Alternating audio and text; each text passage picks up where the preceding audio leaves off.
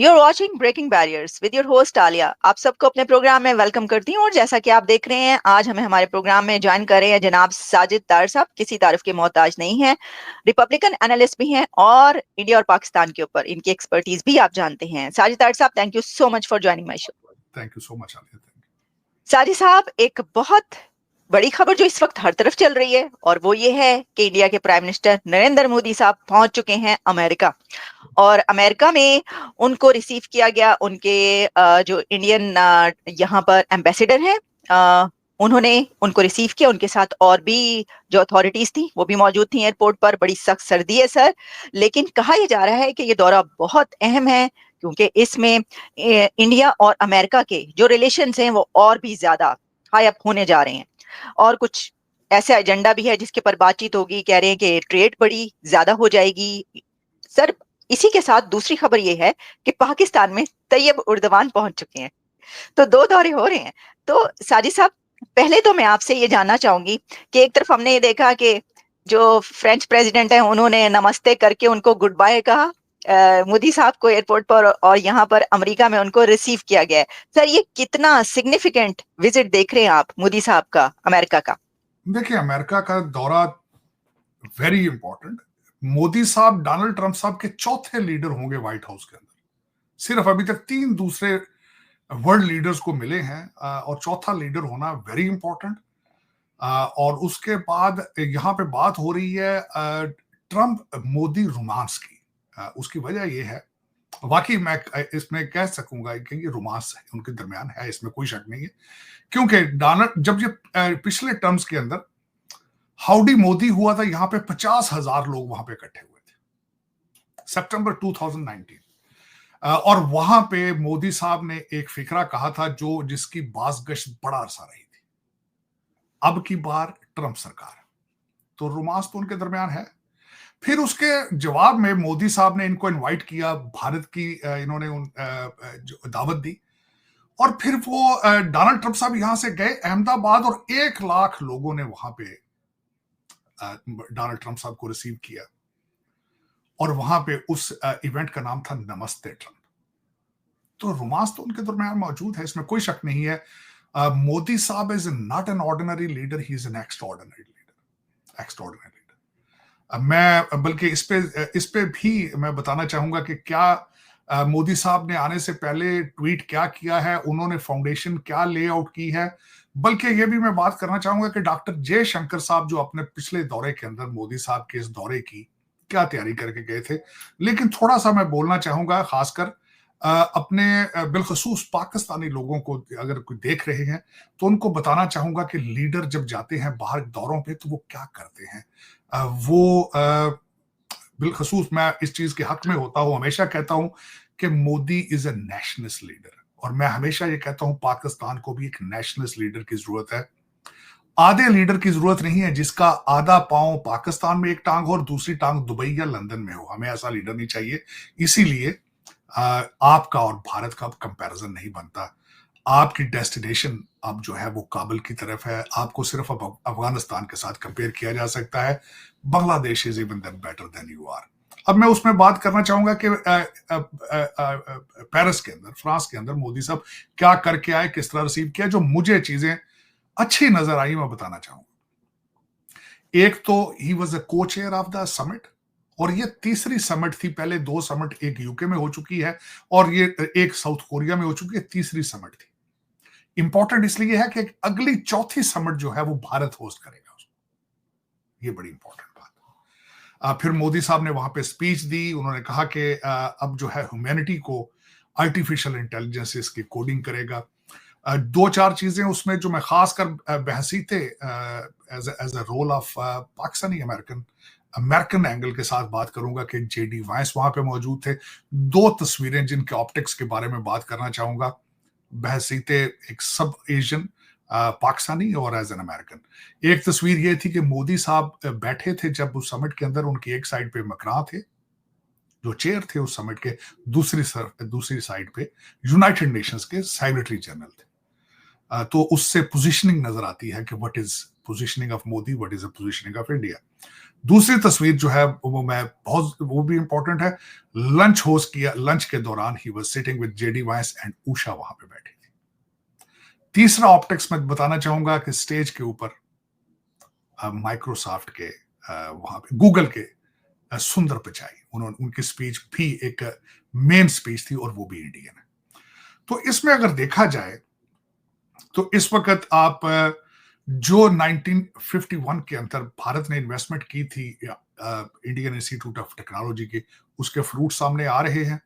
और आप देख रहे हैं कि इस वक्त अगर देखा जाए तो वेस्टर्न सिविलाइजेशन के अंदर दो कौमों का अरूज नजर आ रहा है, एक ज्यूइश और दूसरे भारतीय। और उसके पीछे सीक्रेट क्या है? तालीम है, इनोवेशन है, विल है, डेडिकेशन है, ये चीजें हैं। इसके बगैर आगे नहीं हो सकता। लेगेसी का लोगों को शौक है, जो कि जहां से मैं हूं वहां इन चीजों का बिल्कुल फुकदान है। लोगों को तालीम अभी तक मुझे आज किसी ने क्वेश्चन किया किसी चैनल पे कि पाकिस्तान में आर्टिफिशियल इंटेलिजेंस का मुस्तकबिल क्या है, तो मैंने एक सिंपल जवाब दिया था, जहां लोग अभी जिन्नात में और काले जादू में और काले बकरों में बिलीव करते हो, उनको आर्टिफिशियल इंटेलिजेंस की जरूरत नहीं होती। और वाकई आज मैं वाकई कहूंगा वहां पे आज भी जिन्नात के जरिए गवर्नमेंट हुकूमत चलाने की कोशिश की जा रही है। मैंने अगले दिन एक और बात आलिया की है कि डीप सीक से ये क्वेश्चन किया था कि what is the future of Pakistan. उसमें 3-4 चीजें और उसका जवाब आया, और उसमें जवाब में उन्होंने पॉलिटिकल करेक्टनेस की, लेकिन एक चीज उन्होंने मैं डिस्कस करना चाहूंगा आपसे कि उन्होंने कहा कि 60% पॉपुलेशन इज एज ऑफ 30, और अगर इनकी सही तरबियत ना की गई तो you can figure out what is the future. अफसोस के साथ वो जिस ग्रुप की मैं बात कर रहा हूं उनकी आंखें बंद और कान बंद है। ट्वीट को यूज करते हैं सारा दिन, टिकटॉक पर बैठे हैं, ट्विटर पे बैठे हैं, एक्स पे, इंस्टाग्राम पे हैं, लेकिन उर्दू इंग्लिश का एक लफ्ज नहीं जानते, एक लफ्ज नहीं लिख सकते। उनको पता नहीं है इस उर्दू को इंग्लिश में गूगल से फ्री ट्रांसलेट किस तरह करना है।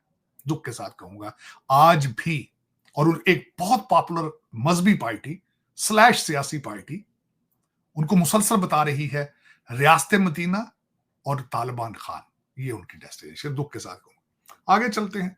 जो मेन इसमें आर्टिफिशियल इंटेलिजेंस AI समिट थी, उसमें जो चीजें सामने आई हैं उसमें सबसे बड़ी बात यह थी कि अमेरिका ने और यूके ने इसका जो डिक्लेरेशन था उसको साइन करने से इनकार किया, जिसमें जेडी वांस ने अपनी स्पीच में कहा कि too many regulations and it will choke the future of the artificial intelligence.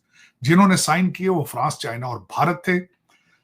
जो दूसरी सबसे बड़ी बात यह थी कि मैक्रा ने 112.5 बिलियन डॉलर जो है वो फ्रांस की आर्टिफिशियल इंटेलिजेंस के लिए, इकोसिस्टम उसका नाम है, उसके लिए उन्होंने मुख्तस किए। और दूसरी बात जो सबसे बड़ी थी, गूगल के जो एक विंग है उसका नाम है डीप माइंड, उनके जो हेड थे मिस्टर हैसेबिस, उनकी बात एक बड़ी इंपॉर्टेंट उन्होंने की। उन्होंने कहा सरप्राइज कि पॉलिसी मेकर्स जो है उनको अंदाजा ही नहीं कि आर्टिफिशियल इंटेलिजेंस किस तेजी के साथ तरक्की की तरफ जा रहा है। यहां पे मैं ये जरूर मेंशन करना चाहूंगा कि आर्टिफिशियल इंटेलिजेंस की दुनिया में यूरोप आज पीछे है, जो फ्रंट लाइन पे अभी जो जा रहे हैं वो US और चाइना है। इसका जो जिक्र है वो वहां पे किसने किया, मैं उसके बारे में भी बताना चाहूंगा। यूरोपियन यूनियन की जो इस वक्त सदर है उन्होंने इसका जिक्र किया कि we will catch up, Europe will catch up, और हम बड़ी जल्दी इसके साथ आर्टिफिशियल के अपने इस पे इन्वेस्टमेंट भी करेंगे और इस पे ज्यादा तवज्जो भी देंगे। अब इसके बाद मैं अगली बात एक और बात, लास्ट बात इंडिया मोदी साहब के फ्रांस के दौरे के बारे में कहूंगा कि वो वहां से निकल कर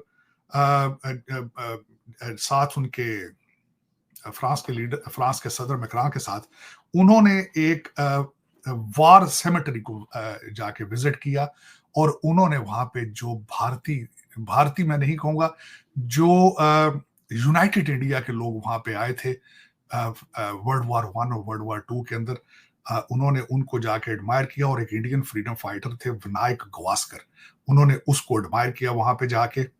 और मैं ये समझता हूं, आज मुझे किसी ने ये क्वेश्चन किया कि क्या बात है कि यूनाइटेड भारत में उस वक्त तो पाकिस्तान भी उसी का हिस्सा था, बांग्लादेश भी उसी का हिस्सा था, बल्कि आप कह सकते बर्मा भी उसका, लेकिन भारत ही उसको बार बार सामने उसको क्यों उस पर तवज्जो देता है? ये भी एक ठीक। बहुत बड़ा सवाल है, बहुत बड़ा सवाल। Bharat is a rising power. आप लोग अभी तक दूसरी दुनिया के टुकड़ों पे पल रहे हैं। आपका बजट और फॉरेन पॉलिसी आईएमएफ बनाता है वॉशिंगटन डीसी में बैठ के। आप उन्हीं चीजों से नहीं अभी आगे निकल पा रहे। आप हिस्टोरिकली किसी चीज को एडमायर किस तरह कर पाएंगे, अपने एसेट्स के ऊपर आप अपना क्लेम किस तरह करेंगे, चाहे वो हिस्ट्री हो। आपके ज्यादातर लीडरान और पाकिस्तान चलाने वाले डुअल सिटीजन है। उनकी एक टांग पाकिस्तान में होती है, दूसरा पासपोर्ट दूसरी जेब में ब्रिटिश पासपोर्ट होता है या कनेडियन। तो this is above your pay grade to claim the history, to fix the history. बल्कि कोहिनूर हीरे के ऊपर भी क्लेम भारत का है, आपका नहीं है। बिकॉज यू आर, मैं हमेशा ये कहता हूँ, you are not Pakistani. Because Pakistan के अंदर इस वक्त अलमिया ये है, पाकिस्तान के अंदर पाकिस्तानी कोई नहीं रहने वाला। जो बच्चा पैदा होता है उनमें से ज्यादातर ख्वाहिश होती है पैसे देकर जाके मौत खरीदते हैं। कल भी मैं अफसोस के साथ कहूंगा कि 65 बच्चों की कश्ती इटली के पास डूब गई, जिसमें 15 मर चुके हैं, बाकी कुछ निकाल लिए गए। एग्जैक्टली। ये वो उन कौमों के लिए ये जरूरी नहीं है कि हिस्ट्री को पढ़ा जाए, देखा जाए हमारे हीरो लोकल कौन है। आपके सूबे का एक चीफ मिनिस्टर है, आज भी वो कहता है मैं गजनवी हूं और इस्लामाबाद के ऊपर 17 हमले करूंगा। हालांकि उसको ये नहीं पता कि Ghaznavi was not a Pakistani. और पाकिस्तान में क्या है कि जेलम के पास जो पहला बैटल ग्राउंड होता था, वहां पे हम हमेशा हर फॉरेन इन्वेडर को लेट के वेलकम करते थे। हमारे डीएनए में फाइटिंग नहीं है, हमारे डीएनए के अंदर पार्टी है। तो उसमें अगली बात मैं बताना चाहूंगा, अब आते हैं मोदी साहब लैंड कर चुके हैं व्हाइट हाउस में, I am sorry in the US, in Washington DC. यहाँ पे वाकई बर्फ कल 5-6 इंच पड़ी है।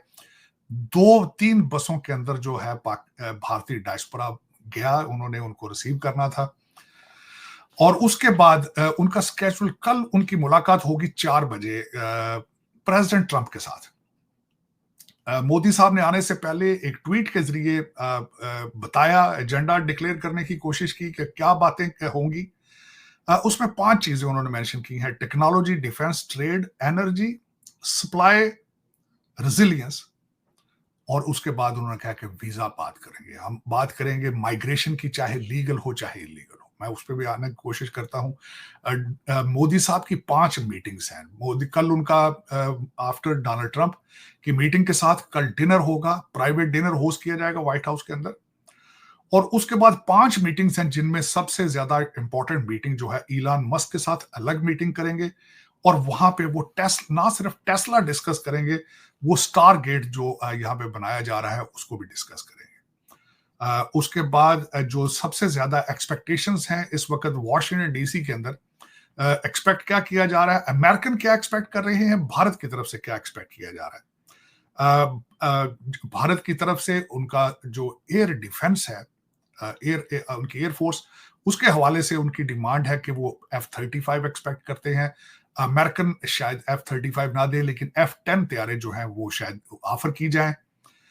2 ऑप्शन है, अगर भारत ने एक्सेप्ट किया उसको तो ठीक है, वरना उनके पास ऑप्शन है U-57 तैयारे। पहले रशिया उनको नहीं देने के लिए तैयार था, लेकिन अब वो तैयार है देने के लिए। लेकिन क्या मोदी साहब या भारत डोनाल्ड ट्रंप को नाराज करके रशिया से तैयारी लेगा या नहीं, ये क्वेश्चन मार्क है। उसके बाद क्योंकि उनकी जरूरत इसलिए है कि आपको पता होना चाहिए कि 2 दिन पहले भी मध्य प्रदेश के अंदर एक जहाज के त्यारा गिरा है, जिसमें दोनों पायलट तो बच गए हैं, लेकिन त्यारा खराब हो गया। मोस्ट ऑफ द मिग त्यारे मिराज पुराने हो चुके हैं। अब इससे मैं अगली बल्कि बात मेंशन आपसे ये करना चाहूंगा कि त्यारे तो शायद कागजों में डोनाल्ड ट्रंप साहब बेच दें अमेरिका के, भारत के हाथ, लेकिन उन त्यारों को बनाएगा कौन? आपको ये पता होना चाहिए, तेजस त्यारों के इंजन का ऑर्डर अमेरिका को दिया गया था, लेकिन वो बहुत लेट है, नहीं दे पा रहे, क्योंकि अमेरिका के अंदर अगली जनरेशन काम करने से इनकार हो चुकी है। 12 साल ओबामा साहब ने लगा के इनको गांजे पे लगाया था, मरवाना पी रहे हैं। यहाँ पे प्रोडक्शन कोई नहीं हो रही है, बिल्कुल आपको पता ही है जो हालात इस वक्त अमेरिका के अंदर चल रहे हैं।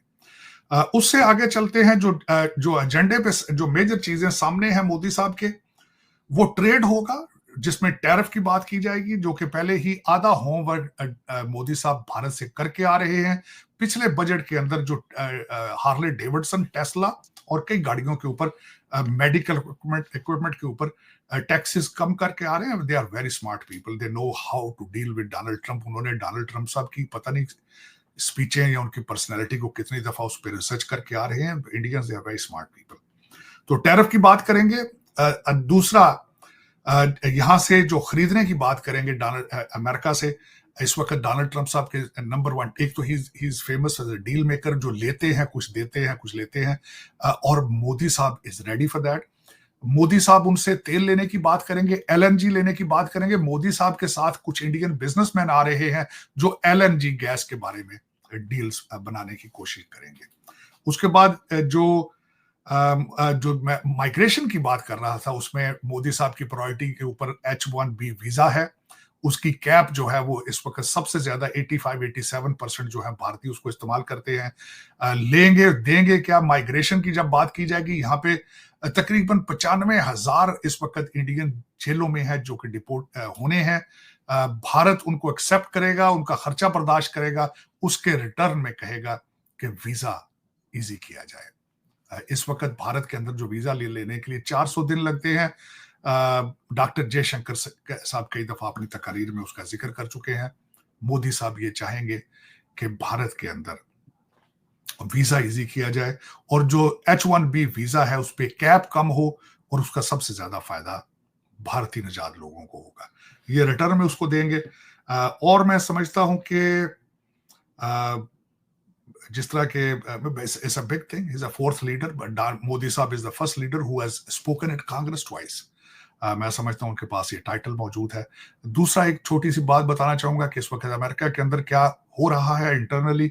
60,000 से ज्यादा फेडरल एम्प्लॉइज जो है they have resigned, accepted the deal कि वो सितंबर अक्टूबर तक उनको तनख्वाहें मिलेंगी, वो अपने घर चले जाएंगे। कल आपको पता है, कल का सबसे बड़ा इशू ये था कि फीमा वालों ने $59 मिलियन इस लग्जरी होटल्स के लिए न्यूयॉर्क भेजे थे, और 4 वो जो फेमा के एम्प्लॉइज थे इंक्लूडिंग ऑडिटर जनरल, उनको फायर कर दिया गया। तो यहाँ पे फेडरल गवर्नमेंट और डोनाल्ड ट्रंप साहब ने ग्रीन सिग्नल दे दिया है कि after FEMA and USAID, department of education eliminate किया जाएगा, और उसके बाद डिपार्टमेंट ऑफ डिफेंस की बारी होगी। DOGE Elon Musk will go to the Pentagon, और जितनी वेस्टफुल फंडिंग स्पेंडिंग हो रही है उनको रोकेंगे।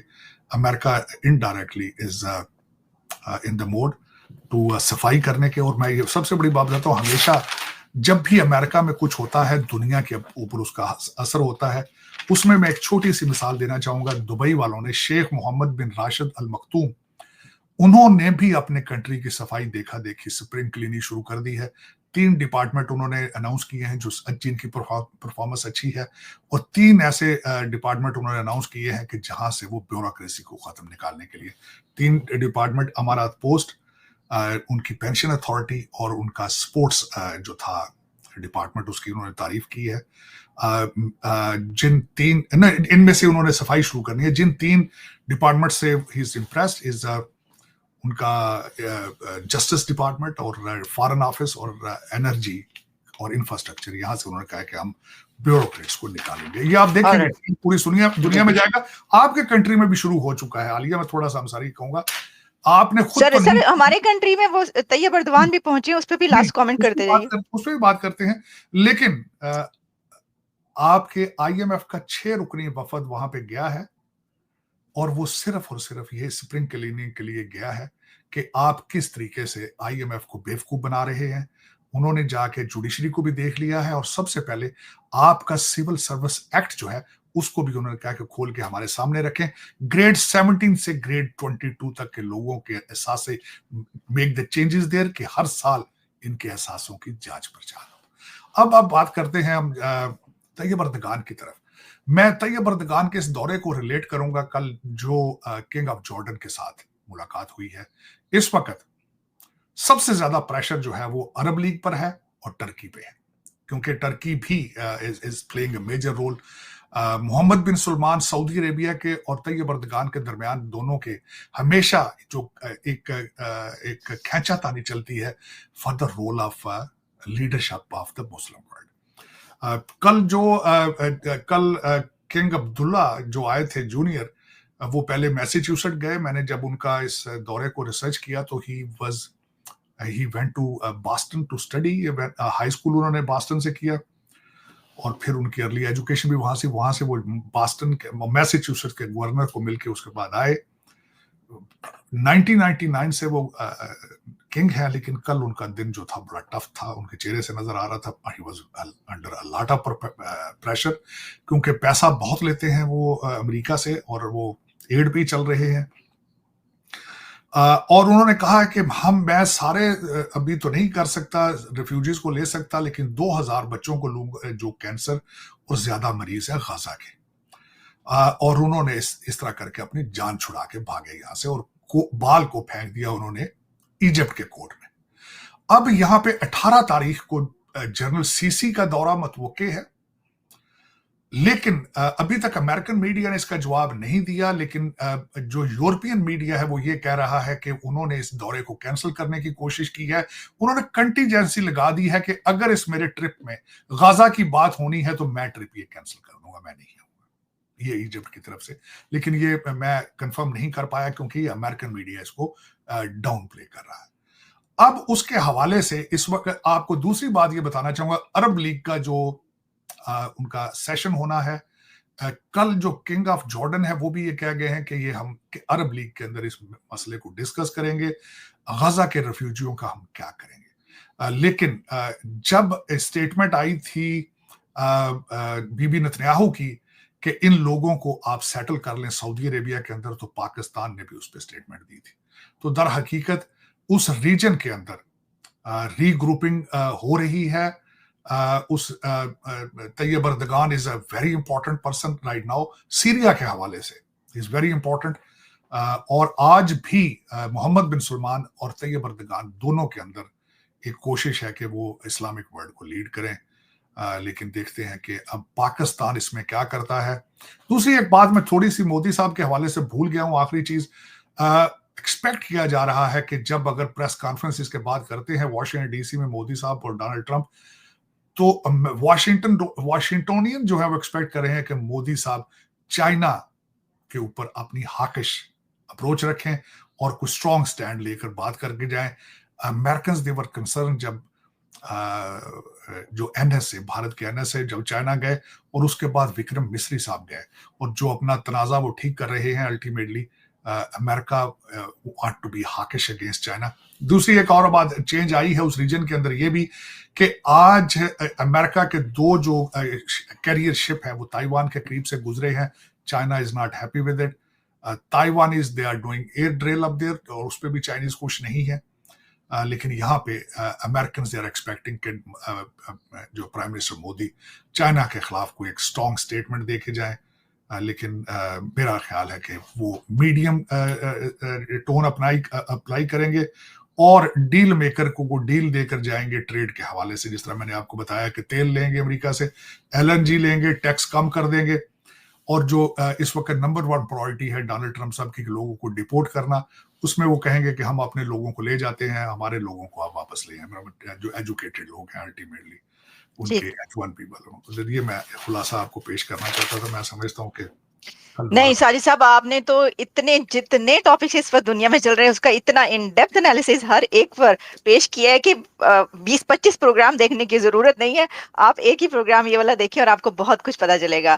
Thank you very much sir, बहुत बहुत शुक्रिया, थैंक्स अ लॉट। हमेशा आप इसी तरीके से जो है वो बहुत जबरदस्त एनालिसिस लेकर आते हैं सर। दोबारा भी आपसे बात होगी। Thanks a lot. Thank you so much. Thank you so much.